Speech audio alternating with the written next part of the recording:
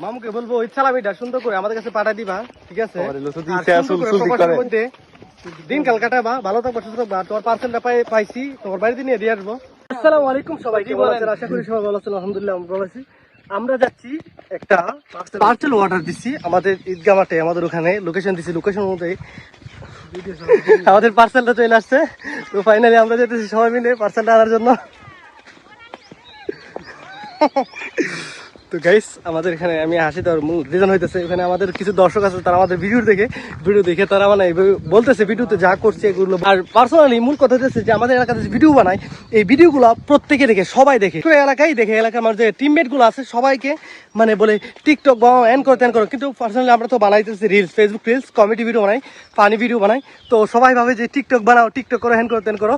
So আমি বিষয়টা কেমন ভাবে আমি জানি না, কিন্তু আমি বিষয়টা অনেক এনজয় করি। আমাদের লোকেশন দেওয়া এই যে ঈদগাহ মাঠ পর্যন্ত, দিকে দেখাও, ঈদগাহ পর্যন্ত লোকেশন দেওয়া। আর ডেলিভারি বয় আমাকে ফোন দিছিল প্রায় 20 মিনিট আগে ফোন দিছিল।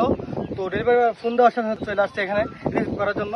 সে প্রবাসী কুখন মামা একটা পার্সেল অর্ডার করেছিল, এই পার্সেলটা এখন নিয়ে আসতেছে। আমরা ওটা রিসিভ করার জন্য আমরা সবাই দেখা ওদেরকে, আমরা সবাই এখানে বসে রয়েছি।